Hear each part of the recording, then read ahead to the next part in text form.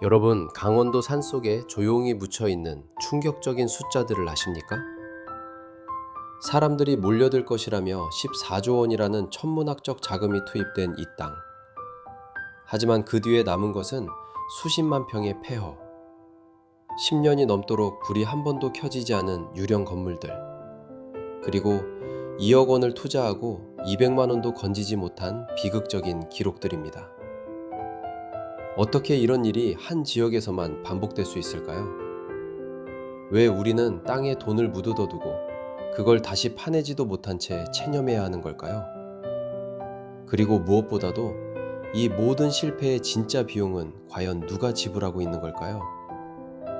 오늘 영상에서는 그 숨겨진 진실을 더욱 깊게 파고들어 보겠습니다. 안녕하세요. 전국에 계신 큰돌TV 시청자 여러분. 오늘은 강원도 평창과 그 인근 지역에 산재한 여러 개발 현장을 직접 찾아와 보고 있습니다. 한때 이 지역은 대한민국에서 가장 뜨거운 투자 지역이었습니다.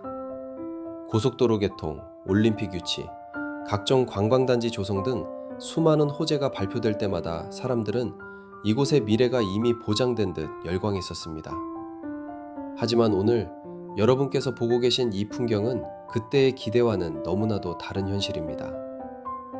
멀리서 보면 울창한 숲이고 가까이서 보면 폐허의 연속입니다. 살 것이라며 만들어진 건물들이 오히려 자연에 밀려 흔적조차 찾기 힘들어지고 있습니다. 오늘은 이러한 개발 실패가 왜 반복되는지, 강원도 전역에서 어떤 구조적 문제가 얽혀 있는지를 종합적으로 들여다보겠습니다. 강원도는 자연경관이 매우 뛰어난 지역입니다. 맑은 공기, 시원한 계곡, 넓은 산림 등 도시에서는 찾기 어려운 매력이 많습니다. 이런 자연적 매력 때문에 조금만 개발하면 관광객이 폭발적으로 몰릴 것이라는 기대가 오래전부터 자리 잡고 있었습니다. 평창은 특히 그러했습니다. 올림픽 유치 경쟁이 본격화되면서 전국적 관심이 집중되자 이 지역은 순식간에 투자자들의 시선이 향하는 곳이 되었죠. 하지만 이것이 바로 착각의 시작이었습니다. 올림픽 하나만 열리면 사계절 내내 외국인 관광객이 끊이지 않을 것이라는 믿음이 생겼고, 이 믿음은 과도한 분양사업과 난개발을 불러왔습니다. 실제로는 관광 수요가 특정 계절에만 집중되는데도 불구하고 사계절 내내 만시를 기록할 것이라는 장밋빛 전망이 아무런 검증 없이 퍼져나갔습니다. 그 결과 스키장과 관광지에서 10km 이상 떨어진 깊은 산속에도 펜션 단지와 전원주택 단지가 속속 들어서기 시작했습니다. 하지만 실수요는 없었고 대부분의 건물은 실제 거주 목적이 아닌 단기 투자 상품으로만 소비되었습니다.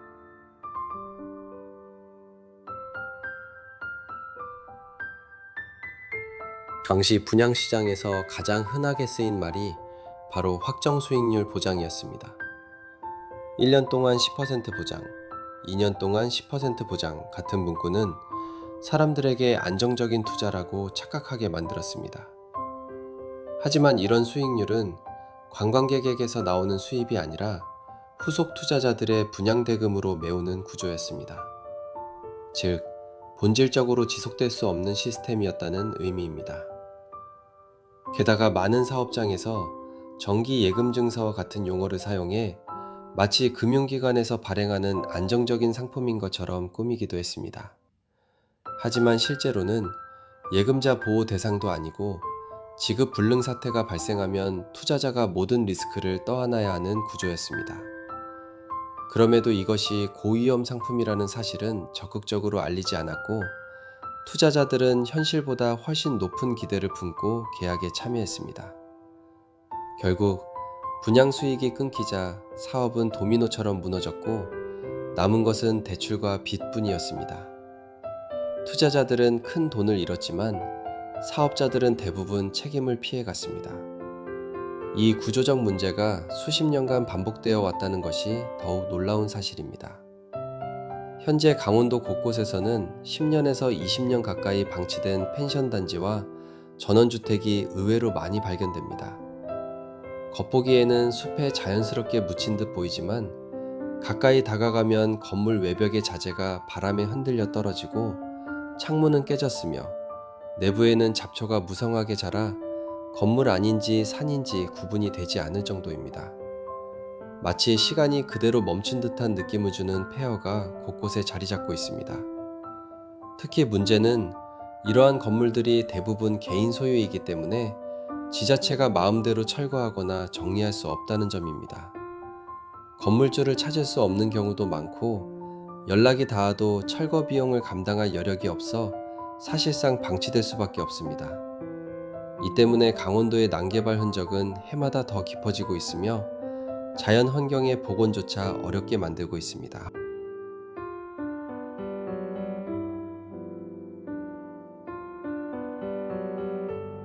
평창 동계올림픽은 대한민국의 자존심을 걸고 치른 대형 국제 행사였습니다. 이 과정에서 투입된 예산은 14조 원이 넘었고 시설 건설과 인프라 확충은 대규모로 진행되었습니다. 하지만 정작 올림픽이 끝나자 문제가 드러났습니다. 당초 홍보되었던 경제적 파급 효과는 30조 원 규모라고 발표되었지만 실제 소비는 3, 4조에 불과했습니다. 그리고 경기장 유지비만 해마다 45억 원 이상이 들어가고 있습니다. 일부 시설은 올림픽 종료 후 활용 방안조차 제대로 마련되지 않아 사실상 애물단지가 되어버렸습니다. 이러한 상황에서 민간 투자자들이 지은 펜션이나 전원주택 단지가 살아남을 수 있을까요? 올림픽이라는 거대한 이벤트가 끝난 뒤 강원도 지역 관광 수요는 급격히 감소했고 상시적 방문객 수는 기대에 크게 못 미쳤습니다.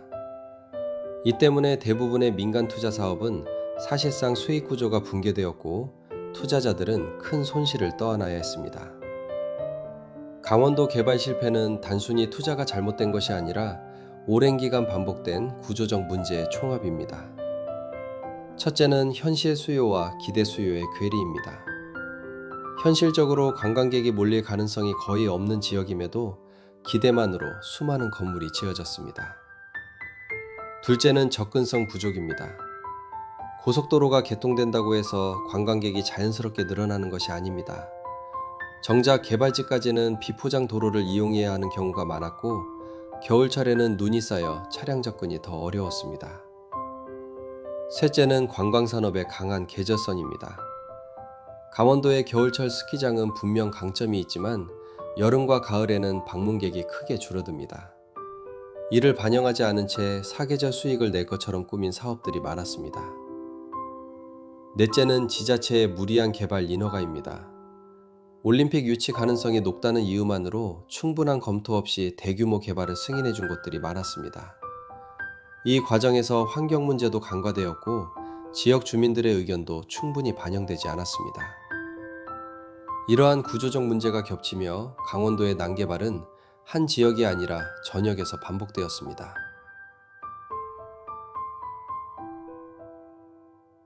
도시 생활에 지친 많은 분들이 전원주택을 꿈꾸며 강원도를 찾습니다. 하지만 실제로 이사를 오고 꾸준히 관리하며 평생 살아가는 사람은 극히 적습니다. 그 결과 마을 곳곳에는 비어있는 전원주택이 점점 늘어납니다. 기본적인 관리조차 이루어지지 않아 방장은 무너지고 마당에는 잡초가 발목까지 차오르고 건물은 점점 폐허로 변합니다. 더욱 큰 문제는 이러한 빈집은 주변 부동산 가치에도 부정적 영향을 준다는 점입니다. 주민들은 세금도 부담해야 하고 집 앞 풍경도 망가지며 혹시 모를 안전 문제에도 신경을 써야 합니다. 전원주택을 갖고 싶다는 도시인의 로망이 정작 그 지역 농촌 주민들에게는 부담과 걱정으로 남게 되는 것입니다. 폐건물 옆에 펼쳐진 배추밭과 넓은 농경지는 평창과 강원도의 진짜 삶이 이어지는 공간입니다. 농민들은 계절이 바뀌든 경기가 나쁘든 매일같이 일터로 나와 땅을 일궈야 합니다. 하지만 개발 실패로 인해 낭비된 예산과 방치된 건물들은 그들의 삶에 커다란 짐을 남깁니다. 하천은 지자체가 깔끔하게 정비해 놓았고 꽃길도 아름답게 조성되어 있지만 그 옆에 폐허가 서 있는 순간 전체 풍경은 무너집니다. 이러한 시각적 피로는 마을 이미지에도 악영향을 주고 외부인 유입도 방해하게 됩니다. 한쪽에서는 농촌의 꾸준한 삶이 계속되지만 다른 한쪽에서는 개발 실패의 상처가 여전히 치유되지 못한 채 방치되어 있습니다. 평창과 강원도의 개발 실패는 단순히 잘못된 투자 사례가 아니라 우리 사회의 집단적 기대와 착각이 만들어낸 구조적 오류입니다. 땅값은 오를 것이다. 올림픽만 열리면 모든 것이 바뀔 것이다. 전원주택은 은퇴 후 최고의 선택이다. 이런 막연한 믿음들이 쌓여 결국 수많은 사람들에게 금전적 손실과 환경적 피해를 남겼습니다.